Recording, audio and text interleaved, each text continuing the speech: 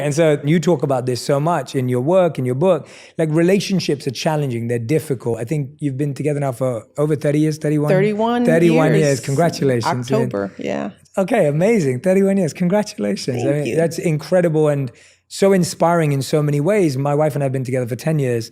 And that counts. And you know, definitely like can see the challenges unforeseen and seen that come with being together over long periods of time. My wife and I, in 2016, we both changed jobs. So we got married, we changed jobs and moved country. So we moved from London to New York that year. We both quit our jobs in London. I could work here, my wife couldn't at the time because of her visa. And we started new lives, and we obviously moved home and we were away from our families. And that year it brought us closer, thankfully, but it was a very challenging, difficult year because I've heard that those are some of the hardest things you can do. The only thing we didn't do was have a kid. That's right. And you covered all the hard bases. Yeah, apart from President and First Lady. I think that takes it. But when you're going through all these challenges, you've talked about these many, many times before. Has there ever been a time when you've said things or done things and afterwards thought, I wish I didn't do that. I wish I didn't say What, that. in my marriage? Yes, yeah. Of course. Yesterday. I love that. How do you, because you've been together for 31 years, how do you rectify something like that when you know, because there's a difference between being spiteful or being silly, but like when you really feel like I shouldn't have done that, I shouldn't have said that, like how do you address something that? You know, that's the practice of relationships, right? After 31 years, yeah, we still do it, but you know it quicker. And then you apologize, you know, you learn how to say my bad, right? And that takes a second, right? You know, that's why I talk about relationships in the light. I talk about marriage because I just think that, number one, most people don't talk about it. Like our parents, you didn't talk about your marriage. You didn't talk about your feelings. You didn't talk about, your parents didn't tell you about the challenges that we're facing. So why? Why don't we share the whole experience? Because what happens is that by not knowing, you hit in your relationship some natural, like understandable rough patches and you want to quit. And it's like, oh, no. That's not quit worthy.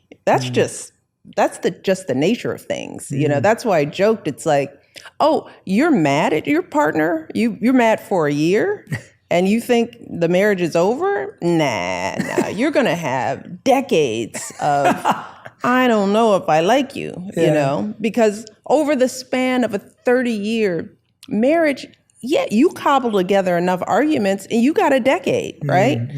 And that's just the way it goes, but you don't quit on it, right? You learn from it. And that's what sustaining a relationship is. It's the choice to figure it out, not to quit when it gets hard. So yeah, I said something that I didn't mean to say, right? Year 5, we might have had hurt feelings and it would have taken days to rectify it. Year 30, it's like, there she goes again, or there he goes again.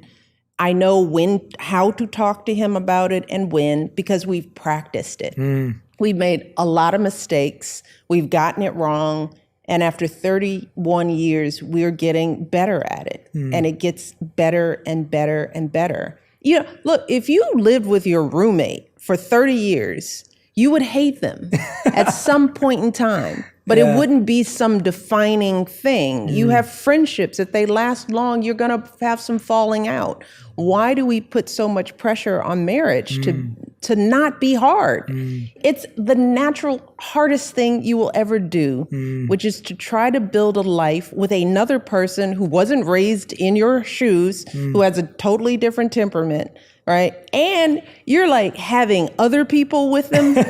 You know, you bring other lives and other personalities into the mix, and then life is happening. Of course, it's going to be hard, you know, but I wouldn't trade in my marriage for anything in the world with all the ups and downs, with all the running for president stuff. I was like, why'd you do that? I mean, talk about that being a big gaping transition thing in our lives, but the good has outweighed it. And if we hadn't hung in there, we would have missed all the good. And that's what I tell young people. Like, first of all, pick well.